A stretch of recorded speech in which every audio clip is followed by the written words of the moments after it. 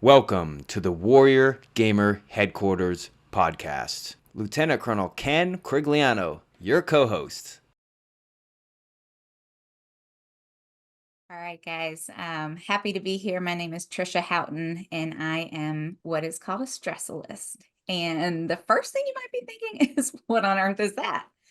Fair question. So, allow me to introduce myself. I specialize in all things stress and the body, not just the mind, but the full body, and how stress manifests in the body, things that it causes, things that it creates, and specifically what's called nervous system dysregulation. Most people that I talk to don't know about nervous system dysregulation. And so essentially what that is a stuck fight, flight, stress response. So from being in a high performance career or a high stress position or anything like that, like our veterans are, and various other populations of people, you were taught to ignore and override your body. And while that was necessary in the military, it's not anywhere else. And so what I do is kind of help people learn to tune in and kind of gauge what their experience so that we get ahead of issues, ahead of problems, whether they be mental, physical, relational, career-wise, because we can't fight what we don't know. And from what I know, military is fast-paced and it's constantly on the go. And so your body gets exhausted at that constant pace. And so what happens is if you think of it like going into a room 150 times a day, eventually you're not going to turn on the light switch every time. You're just going to leave it on, right? You're just going to say, well, why do I turn this off? Our nervous system does the same thing because it's got one job, and that's to keep you alive. And so eventually it says, let's save our resources and our energy and just keep the light on. However, you can't leave a light bulb on forever. What happens to it? Eventually it's going to burst. Yeah.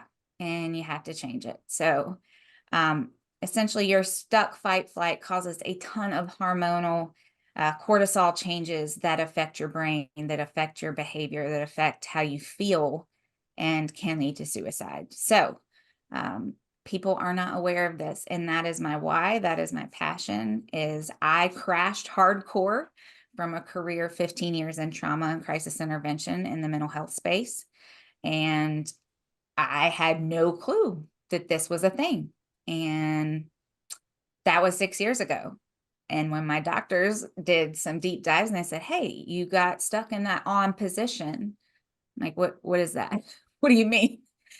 And lo and behold, it surely was a thing. And it was a long comeback. I've still been coming back, and I create programs that train, educate, coach about what nervous system dysregulation is, how to identify it, some ways you can actually regulate your system and your stress response, the ways you can override your stress response because it's inappropriately constantly producing.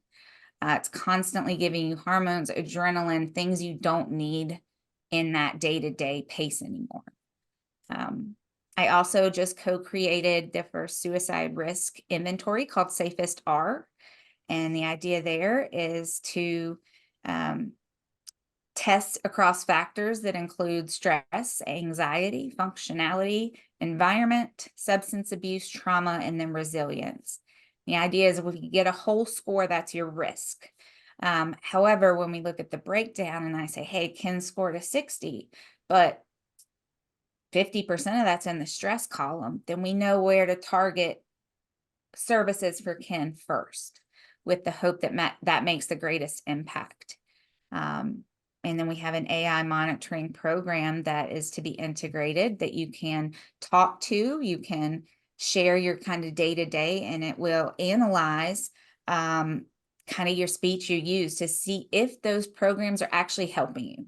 Because we don't just want to give you a service and say, hey, good luck, right? Like, hope you're okay. We want to know what's working, what's not. I'm a huge follow-up person. So if you work with me, I'm going to remain in contact with you unless told otherwise. And then I respect the boundaries. But yeah, all different types of groups, individual one-to-one work, CEO executive work. It's not just limited to military. It's just I have a passion for providing services where there are holes, and there's a lot of holes. The whole reason I got into the mental health field in the first place was because I grew up with 9/11 and I couldn't serve, and I hated the lack of access that I feel like the community has always had to some extent regarding mental health. So I knew I'd end up here someday. I just didn't quite know how. And so when this happened and I found this massive hole and nobody knows about, or very few, I said, okay, well, that's not okay. And this is something I can actually do something about. And so here I am. So that is me. That is what I do, at least. It's not me, but it's what I do. Oh, well, that's nothing short of a tall order for sure. And as you said, very much needed. Bilal, I'm gonna let you take this since this is your bailiwick, my friend. I suppose it is. Yeah, mental health is a big passion of mine as well. Nice. And there's a lot of holes, like you mentioned, and there's so many different ways to fill them. I think one of the barriers that people often face is the educational barrier. You need to know what the problem is in order to address it. And I think a very convincing argument, and one that you touched upon in great detail, is that your body will take score of stress to the point where it will affect you physically, at which point people say, okay, now I need to reel it in and really realize what's going on. And I think what's difficult is people understand that once it happens, but people don't take action before that. So then how do you navigate that educational gap? Great question. Honestly, I do a lot of conversations, and I try to share, the first thing I created, I'll be honest, because I was going through the process myself of healing, and I was being thrown a little bit of everything to see what stuck, what worked. I'm a research geek, so I immediately dove in to figure out what on earth and how did we not know, right? All of those pieces to the puzzle. What do people do for this? What is the best approach? Then that was hard because it's not often talked about. So, it's like, okay, so this isn't just this is kind of a universal lack of knowledge in a way. So I built my own nervous system reset program based off personal professional experience. And as awesome as that program is, last year I realized, okay, exactly what you said, Bilal, is as awesome as a program is, most people don't even know what that is, right? So I need to create a training program. And so I created Regulating, which is a 2-day training, but can be condensed based on the need. I have a lot of conversations on LinkedIn of, people that are in the veteran space and trying to share like, hey, here's some offerings that I have. Is there a space that I can share this, or that I can get word out about this issue? Because, as you said, people don't want to address something unless they need to. I wish that wasn't the reality. However, I see it every day and we miss it, right? And what I see with veterans is what works against them is their military training. Because like I said, they're trained to tune out. And that's necessary in that environment. But then as they transition out and they move into their civilian life more so, they don't get taught how to tune back in. And when you're in your civilian life and you've got, spouses and kids or whatever, even just your dog or your cat, like, you need to be able to catch what's going on in your body before you have major issues like heart attack, right? Stroke, some of the things we think about with stress, but also mental breakdowns, anxiety, depression, all of those types of things that can point back to nervous system dysregulation. So how do I kind of have those conversations, I believe was your ask. I didn't want to drift too far away, but I do a lot of chats. I do lives. I get invited to transitioning events. I'll hop on whatever I can and try and just share it and say, I don't push anyone. Like, hey, if you guys want to have a one-to-one, I'd love to do that. No pressure. I'm not a salesperson here, not trying to sell anything. But I do live off of that premise of you can't fight what you don't know. And that's my driving factor is I've seen too many people get to the thought of, oh man, so-and-so, Ken's doing okay and April's doing okay. So like it just must be me and I can't hack this. This being life, this being stress, this being whatever. And that's that dark space to where I just want them to be able to know there's another reason other than you that could be the cause of this. Dysregulation being a massive one. And if I can provide that pause, right, that gives room for you to go, oh my gosh, I heard this girl once, right, or whatever. And she said there might be another reason to all of this other than I can't hack it and it's just me. And so I'm trying to add more to the prevention side, trying to reach out to larger organizations and say, hey, we do reaction very well, but maybe we could do root cause and prevention with some of the efforts we put towards reaction, right? And that way we don't get to that point, hopefully. But they're hard conversations, and it is not an easy job to kind of navigate, wiggle your way in, so to speak, and just keep going. It's That's very one thing. interesting.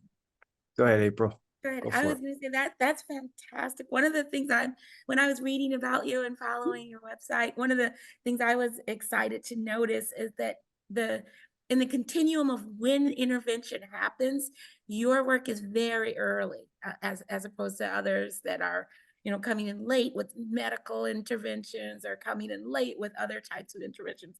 So I was wondering how you developed your survey and how you define the work that you're doing with the new words that you created. I think that's fantastic too, because sometimes when you're doing new things, you just need new words to describe them. Honestly, I did. And, to address kind of the new word thing, Stressalist started as a joke, right? Because I was like, I don't even know what to put because I'm a coach, but I do a very interesting specialization, right? So it's like, but nobody knows nervous system dysregulation. So I'm not going to get a lot of people from seeing that. So what can I say? And I'm like, why is Stressalist not a thing? And so I was like, I'm doing all sorts of stuff. People are like, what? Let's just add more to that pile. So I went with it, and now it's what people remember. And so I'm like, hey, all right, I'm leaning into it. And I love it because that's very much me. Don't put me in a box, right? I don't like it. I don't fit, just to be honest. And I don't really think any of us do, but to kind of speak to the question about the inventory. Oh man, I was approached last year about some of the work that I was doing with the nervous system and said there was a release that the White House and the VA wanted to revamp the suicide prevention program. So I was asked by a contractor, like, hey, do you want to help this? And I'm like, I mean, how do you say no, right? Absolutely. But it was a little too late in the game at that point. And so I said, look, we don't have enough time to do this the best of our ability. We'll try, and it sure enough ended up being a too late scenario. However, circle back about 10, 11 months ago, same person comes back, says, hey, I got a new opportunity, and this one's with the state of Missouri, and helping directly their veteran program, their transition process, and creating new ways to help veterans once they transition out. So I got the vision that they said, okay, within 30 days of transitioning or coming home stateside, they wanted them to be able to take something to help them point in a direct greatest chance for success first. And so knowing the factors that contribute to suicide, that contribute to just mental health, physical health declining, dove further into that and pulled out safest R, which again, that stands for that stress, your anxiety, your functionality, the environment, substance abuse, trauma, and then resilience. Had to account for those people that you just hear about their life and you're like, why are you so okay? You know, because that's a thing. And so that way we get your resilience number. And the goal isn't to try to predict this awful fate. That's not by any means what we're doing. It's more to say, how do we bring your risk down? And how do we increase that resilience number? And, you know, currently, like I said, there's kind of that slap it on the wall method of let's just throw medicine at you and let's just throw, you know, counseling, but not for 9 months, right? Like that's real helpful, and it's not. It's not enough, and it's not soon enough, and all the things. So I met my co-creator through that process, who had built a inventory and had that piece of experience. And so I, with my research geek hat on, went to town, and then just literally the end of 23 was hashing out, okay, which questions, how, what makes sense, what is not being utilized elsewhere. Because that's what I'm big on, is if I see a hole, right, then I want to ask the questions. I'm your talk about it person. But it gives you a full holistic picture, and that's what I love. And so even though it is applied to like things like suicide prevention, it can also be used just in holistic care for practitioners. You want to get every dimension of where someone is currently, that's a great way to do it. And like I said, I love follow-ups. And so I had someone that came online probably about 8 months ago, and was a contact and was doing this AI program to help monitor and provide, you know, assess for crisis risk. And I thought, I got a thought here. And so this person's software is being used as the way in which we follow up. So let's say you do get pointed in stress services, maybe you do a program with myself or someone else, groups, whatever it may be. Then you talk to the AI system and they scan your speech to just see, okay, is it improving? Is this person in a crisis? And the great part is it's kind of like oversight. Overwatch. So that the times when you're not with someone, it can actually send an email or a ping or whatever it is to your provider or person that you delegate. So if you're in an active crisis, it will notify them, hey, you know, Ken's in a crisis right now, we need to call him. So that way we got a couple different ways. Is that Canary Speech? No, it's not. What company is that, if you're able to say, or what is it doing the AI? The AI program is Lifeline Vet. You can probably be able to find them. But we've got ways to build this out even further. We are looking for funding. Of course, that's a massive hurdle to anything, but really excited about it. So Lifeline Vet is like an app that they will speak into, and it analyzes. Okay, that's fantastic. You can type. If you're a typer, right, you prefer to do that, you can just type.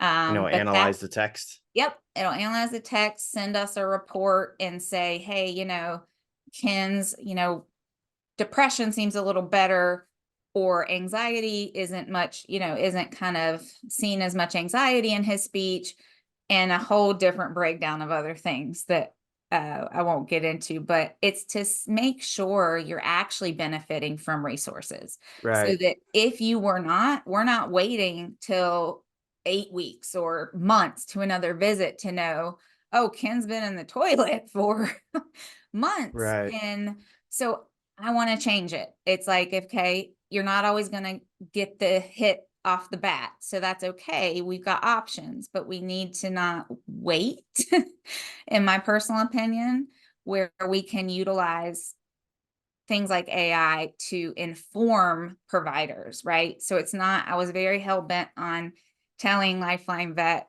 like, love what you guys do. I can't have it replace a person. And so we made an agreement. They said, no, we don't want to replace the human element.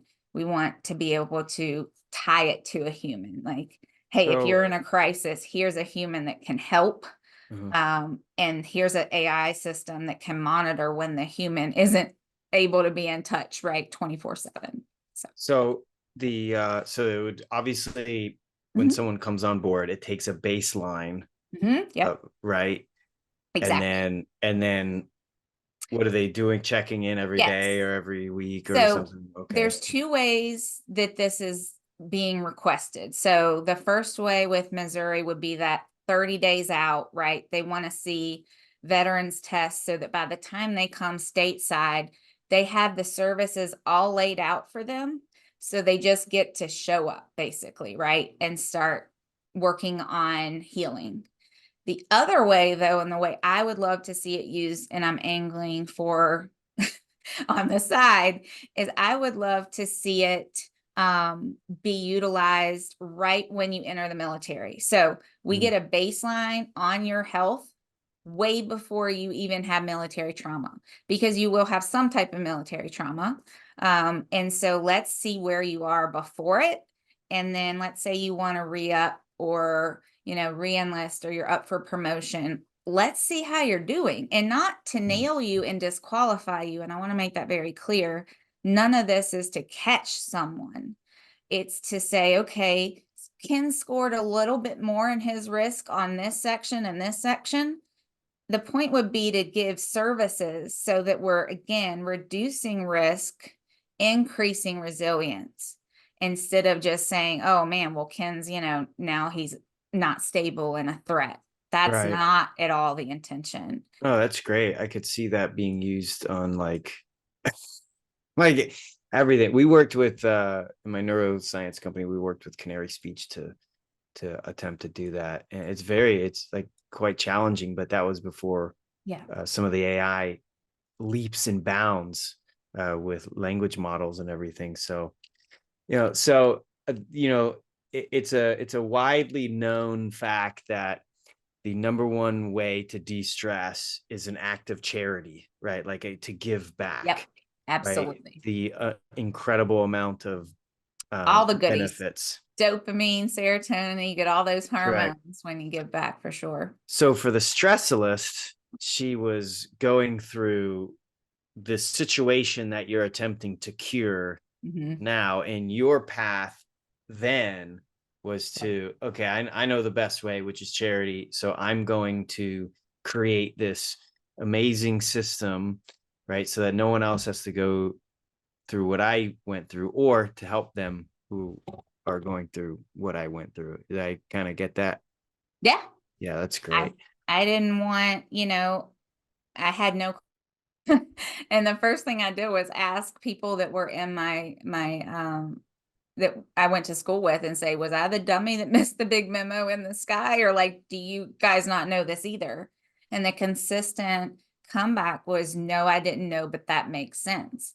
Because in the crisis field, you don't go to a crisis and go, oh man, my heart's starting to race, I'm starting to sweat, I don't feel so good, right? Like, so in a way, I totally right, exactly. Are we okay? I'm gonna faint. No. So in a way, not that I'm ever gonna claim to be like the military, but in that same like go tune it out vision, that's what I did.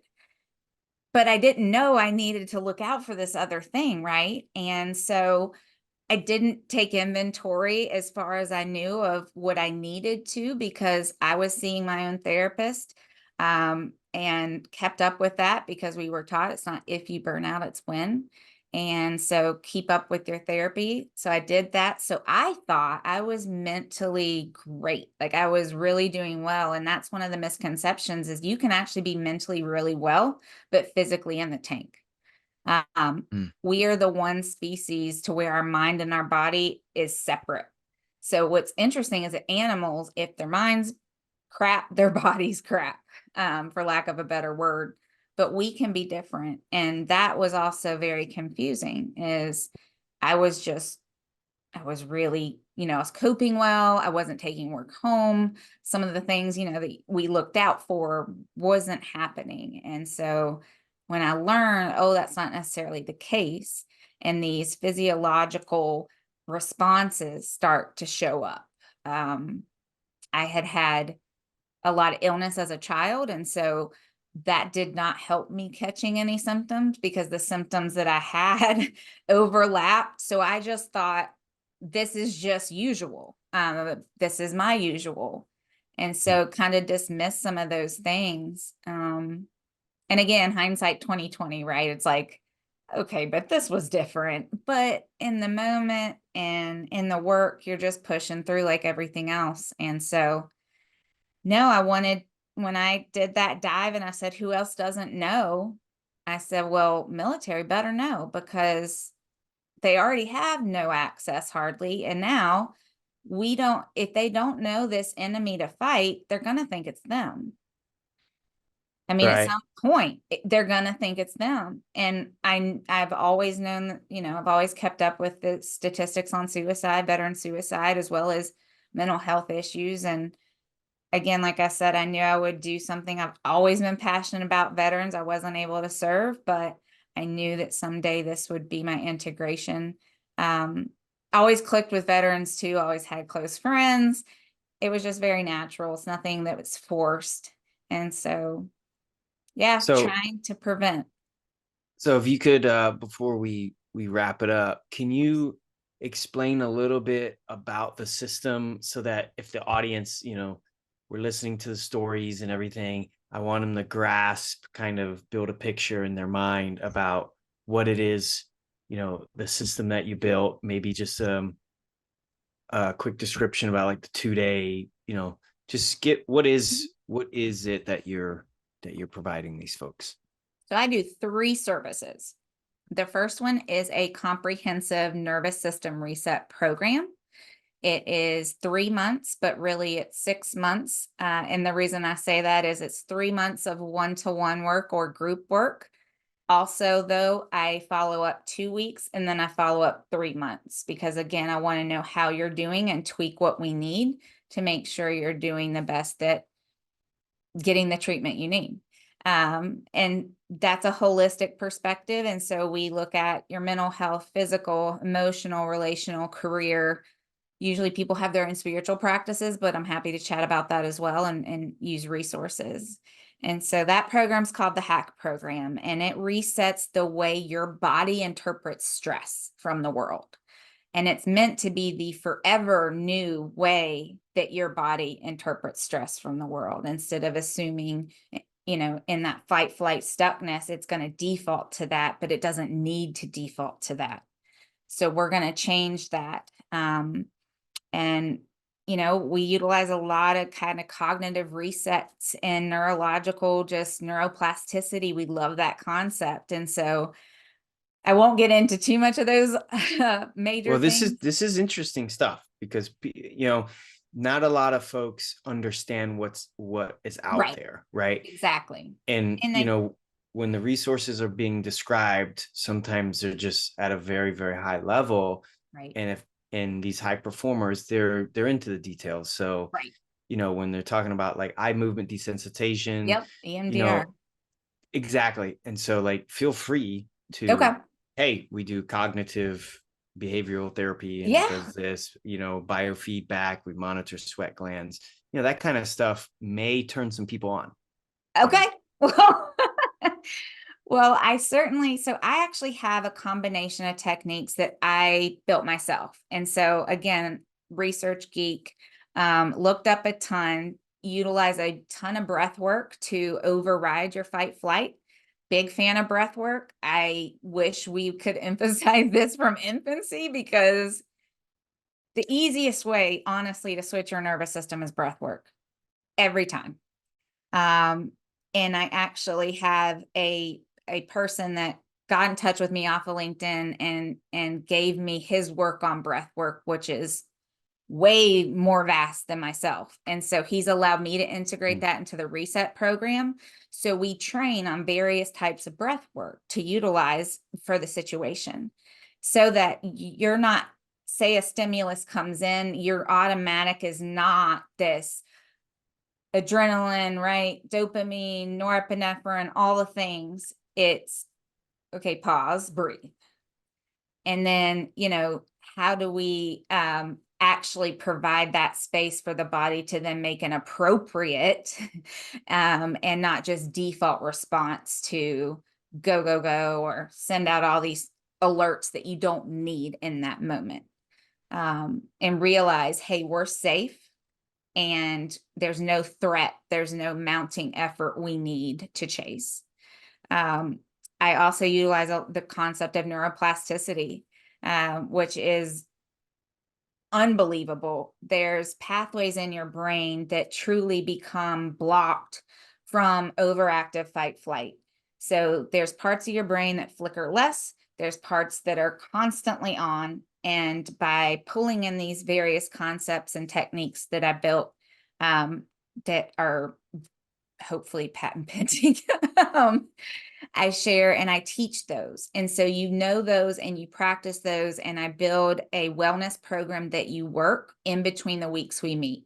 So while, we go week to week, but I do text check-ins. I mean, it's a very in-depth program that utilizes a lot of different cognitive, neurological, emotional, don't do EMDR, but I do have a colleague that offers it. CBT concepts for sure, narrative therapies, just anything and everything. It's honestly a whole package. And that's why I say, look, it is a big program. However, it's doable. It's not designed to add stress. I will find a way that it does not do that.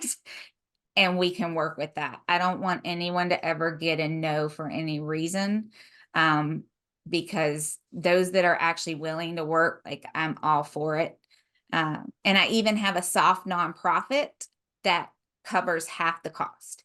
So if you are soft or a soft spouse, then they pay a portion to go through the program. And that's awesome. I'm trying to find more of that, if at all possible, so that any veteran can get this assessment. That's great. What would be the normal cost? So the cost of the program right now for the total time is $2,500. That's cheap. And That's I was ridiculously gonna cheap. say, I don't say that because that's the veteran cost. Now, I do have different costs for different people. I own that. I don't apologize for it, because look, it's just not the same. And so, but again, I'm happy to work with payment plans with people. I get, a lot of different people inside. And so there is a different corporate cost. However, it's doable. Again, I'm not trying to make anything undoable, but I am trying to make my own living at the same time. And so that's the hack program. The second program would be regulating. That's the nervous system dysregulation training. And so what this is by design is a 2-day training, because again, like I said, I learned that as cool as a reset program is and needed, if you don't know what it is, that's our first hurdle, right? We got to get you to know what it is. What are the signs? What are the symptoms? What can I practically do just in the moment to switch my system into that calming parasympathetic nervous system so that I can actually get rest and recuperate. And so it's a 2-day training, half days. It incorporates group work. It incorporates one-to-one training. We go over, like I said, what this is, how it specifically is linked to national security, military readiness, and suicide. And if you are not in the veteran space, then I link it to the corporate world. So I have statistics on how this impacts performance, how this impacts retention, all those things, attrition, because it takes a different hit there, but a hit nonetheless. And how can we bring oomph back and prevent basically employees and or mainly veterans decline in the space, because here in the wonderful United States, we do symptom treatment well. We do not do prevention well, and we do not do root cause well. Nervous system dysregulation is your root cause. We do great things to help sleep studies, high performance areas, peak training, all this and that. Again, those are more symptoms to be affected. If you want to get, though, root cause and prevention, then we need to actually talk about it. And I have in-unit various programs for groups, because I'm a big group facilitator, love it, that we can implement, so that, again, you start at the top. The idea is that the leaders go through this training, and then they look for how to identify it in lower enlisted and or peers, whatever it may be, so that eventually there isn't anyone in there who doesn't know that this is something to watch for, and that is paying attention to those around them and saying, hey, we need to check on Joe. He shows X, Y, or Z. Let's just get and check on him. See if he needs anything. And then, do you guys remember the Dare to Not Do Drugs program? Am I dating myself majorly here? I'm old enough. Fair enough, Ken. I see a little gray in that beard. I'm not judging it. Yeah. I remember. Bilal might be too young for Dare. that, but I remember it. Bilal, do you know? Bilal what- don't know. It was around like very briefly. Okay.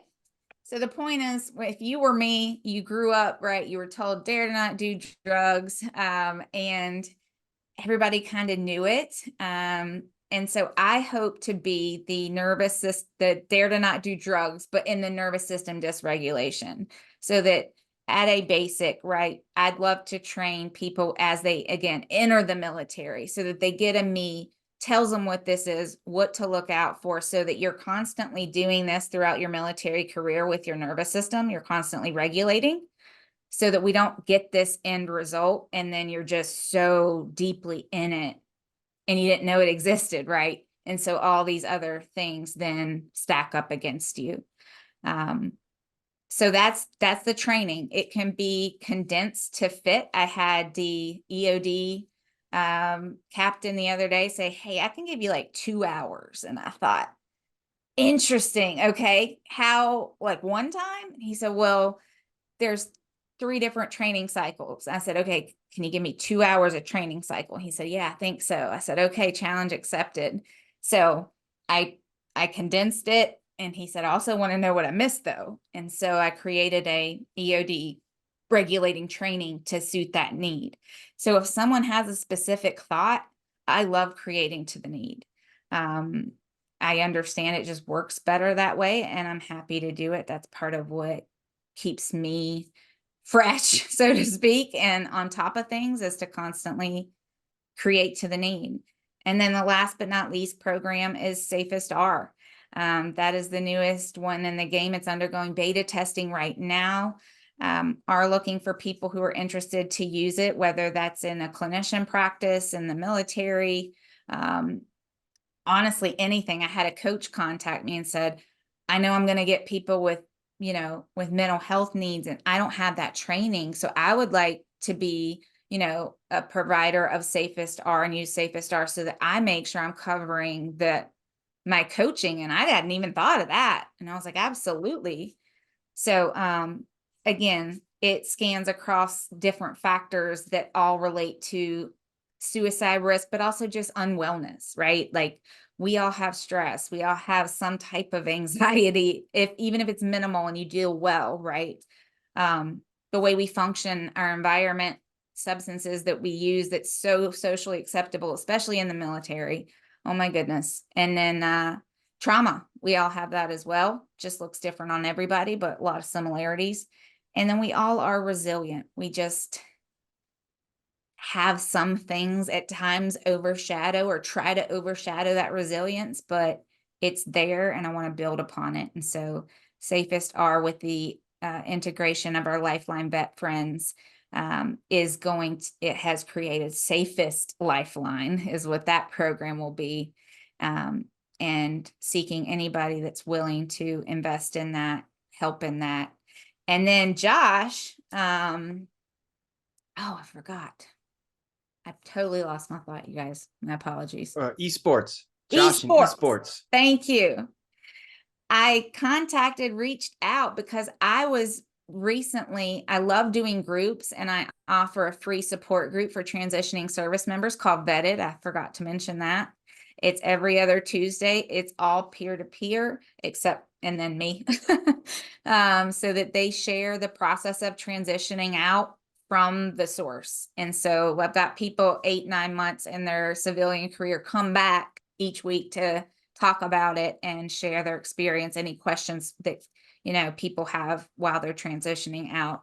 But that being said, I saw somebody tagged me in the gaming scenario, and I'd already been talking about, I'd love to do groups inside games because I can talk about all of these things on a different level in a game setting where I know you're in your element, right? And I'm all for meeting people where they are, not forcing anything upon them. So if we utilize games, I love it. Talked and shared and found all the wonderful things that are being done. And I said, oh my goodness, I'd love to help. So whether that looks like actually hopping in those games, I suck at games, you guys. I'm terrible at them. But I can learn. Old dog, new tricks, whatever that saying is. But I'm all for integrating various treatments where people are and where their outlets are, where they're comfortable and receptive. So that is me. You can hop in our Discord. We've got some amazing conversations. Let's do it. Absolutely. Goodness we got a bot that Carrie, our social media director, built to monitor all of the conversations, to recognize when someone's in danger or when someone says something untoward. So then someone can jump in. And Carrie's got a training program that she let us go through to identify, we're not therapists either, but we can talk to folks, and we're really all about building community that supports people. And again, like Ken said, our therapy is more, we're not therapists, but if you've got a job, you get happy. If you got a game, you get happy. If you've got something in your life that brings you joy, that helps in ways that we never even know. And I hope you get to talk to her one day. I do too. She find you fascinating.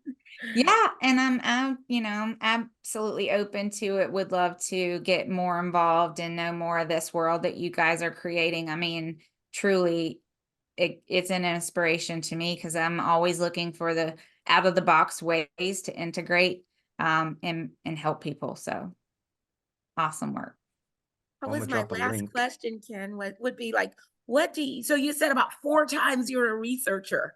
Now, what would you recommend that our audience read or research, or what topics do we, if we are trying to self-soothe, as it were, which many people do, right? What's your recommendation? Resist the easy open choice, which is going to be alcohol. It's not going to help. It's going to be a momentary patch for a solution. That being said, if you are used to self-medicating with alcohol, don't just stop. Alcohol withdrawal is absolutely no joke. I actually went into substance abuse for a while and have a background there. And we were literally told, if you ever are transporting a patient and they start sweating, they're an alcoholic, you pull over and get them a beer immediately. Other drugs you can quit, you can go cold turkey and it doesn't threaten your life. That is not one. So as much as I love the effort of a lot of my veteran friends just go, oh, well, I just quit. And I'm going, no, please don't. But that's really hard because it's socially acceptable. It's a whole culture. It's part of the military culture, as is tobacco, as is other things. I hated that. Absolutely hated it. I still do. Let's go get a beer. Oh, we're gonna do a going away, a promotion ceremony, whatever. Where is it? It's at the bar. Every single one's at the bar. I had my going away at a rock climbing place, and you know what? Nobody showed up. I would come, Ken. I know you would. Thank But you're right. And so, the hardest part is go the extra mile, try something new that could get your, frustration out, right?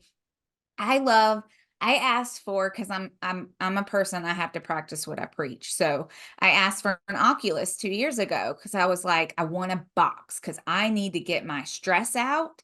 And I have had 3 wrist surgeries across both wrists. So it's like, I used to box and that's not going to be helpful anymore. So I got in VR, right? And I do boxing in there. And let me tell you, I don't care who you are.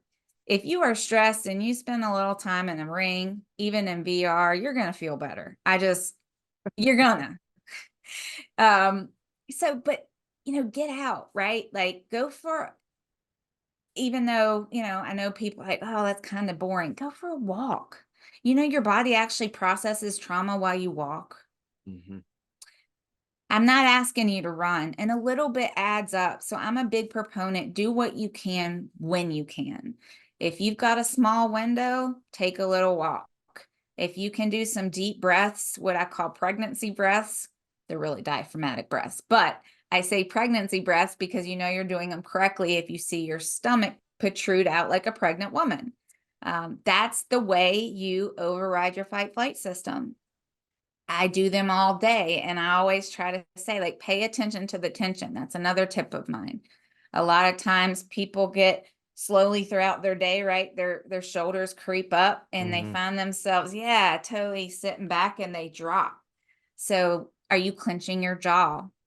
Do you have frequent headaches? I mean, Everybody in like, the audience is doing this right now. They're like, am I pushing stiff? pushing Yeah, open. exactly. There's to your previous point, there's a book I just looked up to make sure I got it right, by Michael Brody Waite, Great Leaders Live Like Drug Addicts.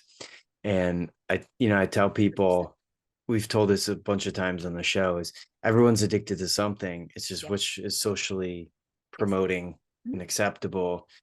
And like some of the greatest, most unbelievable athletes and leaders I've ever met had their start with addictions, and all they said was like, well, if I'm going to be addicted to something, I might as well like do something that is helpful. Like do something that's helpful. So a lot of people don't know that. That's why a lot of addicts are became athletes or fitness buffs, because they get that same kind of 100%. hit, Yeah. And I'm actually the person that says you spend too much time in the gym, because that is just as much of an addiction, and it stresses out your body. If you think you're recovering from nervous system dysregulation and you're a person that loves to work out, which most of the people I work with do to some extent, I will monitor constantly how long are you spending in time in the gym. Because if we're doing all those other things, but you're doing 3+ hours, you're stressing, you're keeping yourself in that fight flight. We are not getting out of it. It is not okay. And that's not shame or blame. It's just facts. And that goes back to the body keeps the score comment, right? Thank you. I was just gonna say. Yeah, it does. My buddy is a super high level trainer. I've mentioned a bunch of times on the show, and he always works with his clients to get the stresses that were buried in the body. It's essentially exactly what I do. It's pretty crazy. Because we usually, and I'm not knocking traditional therapy, been there, done that. I mean, I'm not a fan. But generally speaking, unless you specialize in holistic care, you're going to treat the mind, but not the body. You might do some overlap. And again, not knocking it. There's a time and place. However, your body has been everywhere your mind has been. If you do not treat the body, you're only going to get so much relief from the mind care. That constantly on edge feeling. I always say, if you can't stop, you have dysregulation. If you've been in the military, you have dysregulation. That's not me trying to condemn you to something. It's just the way of the training and the lifestyle. You can't tough it out. You can't run from it. You can't outwit it. It is there, but you can do something about it. And love Body Keeps the Score, huge fan, work with several of those practices and premises, and built a lot based on it, honestly, or as a major influencer. Yeah. And in this chat, I love it. Yeah. We put that in there one because I book in there published the for you. chat. You probably already know the book, but James Nestor, Breath. That's Oh, one of my dear friends. We're Aw. doing a high performance course together, and that's one of the books that we're sourcing. We're picking like Jim Quick and Joe Dispenza, yes. doing the brain, doing the brain analysis and doing a lot of the, the hardware. Ken's got the hardware. He knows exactly when he's in alpha state and when it's he knows so much. And to Trisha's point too, and I know we gotta wrap it up, but like what I do is everything that I do habitually, I routinely go, I'm gonna turn this off for like 3 weeks. Like just to exercise my discipline. And a lot of there's a lot of discussion about this stuff, but you have porn addictions, you have alcohol addictions, workout addictions, money addictions, altercation addiction, where you just recreate stressful environments with people because that's what you're growing up with. And being able to go, okay, you know what, at the 3-month mark, I'm taking like 2 weeks for cold turkey. Yeah. It's such a great food too, Oof, food that's addiction, huge. huge. I do the 18-hour fast Yep. every day, and and then 24-hour fast every couple months. So like, it's the best way to do it. If there's anyone out there who like thinks that whatever they're doing, even if it's socially acceptable and promoting, like, you have to just go cold turkey 3 weeks. That's why there were sabbaticals. That's why there's 30 days of 100%. leave Right. in a calendar year. So for military. What's interesting, Ken, to me is everybody I work with in the transition space has kept all that leave, right? And I'll say, look, raise your hand in here if you've used your leave. I don't hardly get any of it. Like, see, this is what, no, I'm not trying to spotlight you, I promise. But this is part of the problem. We have hustle culture. I can't stand it. I cannot stand it. It's not helpful. It's not healthy. I don't care what you're going to call me. We need to not be going and on 24/7. That is not a need.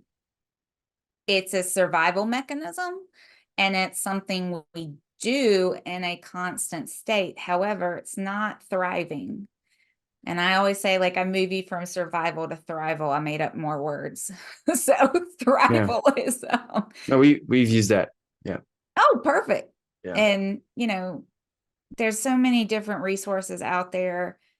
I'm just trying to let people know what that root issue is, and how we can spread the word, do groups, do one-to-one, do programs like the reset, but also just if you want to work towards a goal, I'm down for any of that.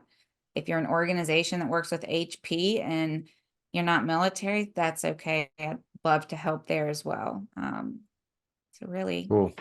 it's just my passion, and you guys are great. I mean, truly. I'd love to hear about your HP work another time there, April, for sure. Awesome. Yeah, you guys connect after for sure. Absolutely.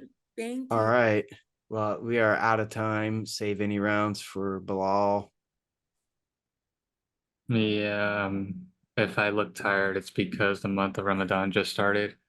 Speaking of resets, There you go. I'm telling you, it makes a world of difference, though. As tired as I may be, but like, I do feel way different. So it's just in a day. Sometimes all it takes is a day. Give it a try. Yes, 100%. Good for you, man. Nice. Fantastic.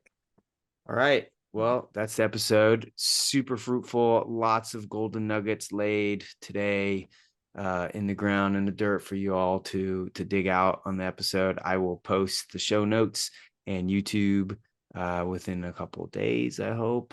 But that's all we have for tonight. Warrior Gamer Headquarters Podcast. Warrior Gamer Headquarters Podcast. Out.